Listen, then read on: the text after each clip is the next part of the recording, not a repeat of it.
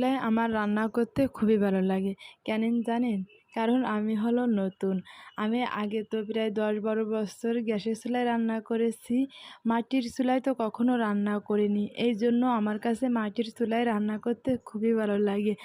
আর যারা রেগুলার মাটির চুলায় রান্না করে তাদের কাছে তো বিরক্ত লাগে। আসসালামু আলাইকুম, সবাই কেমন আছেন? আশা করি সবাই ভালো আছেন। আলহামদুলিল্লাহ আমিও ভালো।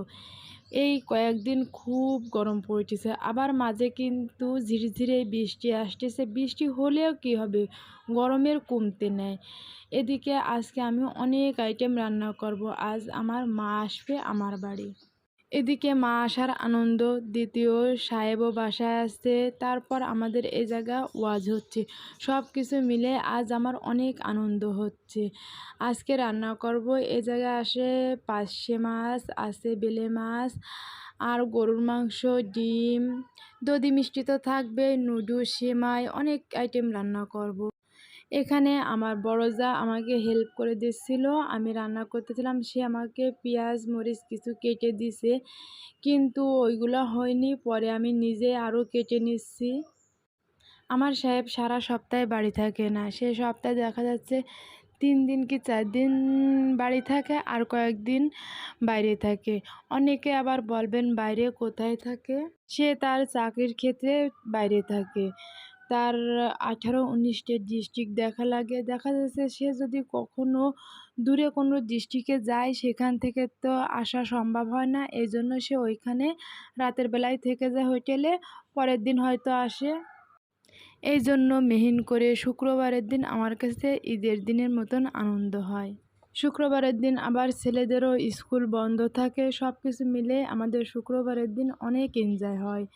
এই যে পাইমা সকালবেলায় বেগুনটাকে রেডি করতেছে, আর বরবটিও বাছতেছে। অনেকগুলো বরবটি আছে, কিছু ভালো কিছু খারাপ।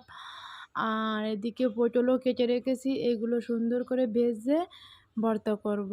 আজকে আমি আমার মেজো জাকে বললাম, চলেন আজ সকালে ভর্তা পার্টি করা যাক। আমি ৪-৫ আইটেম করি, আপনি ৪-৫ আইটেম করেন, করে সবাই মিলে এক জায়গায় খাবো। আমার মেজো জাকে আমি আপা বলে ডাকি। এই যে এখানে আমরা ৫ রকম ভর্তা করেছিলাম। একটা ছিল টাকি মাছ ভর্তা, একটা ছিল বরবটি ভর্তা, আরেকটা ছিল বেগুন ভর্তা, আরেকটা ছিল পটল ভর্তা, আরেকটা ছিল কাঁচামরিচ ভর্তা। কিন্তু ওইটা একটু রেডি করতে দেরি হয়েছে, এই জন্য আমি আর এখানে আনিনি। যাই হোক, এখানে বাচ্চাদের আগে খিদে লেগে গেছে, এই জন্য বাচ্চাদের দেওয়া হচ্ছে।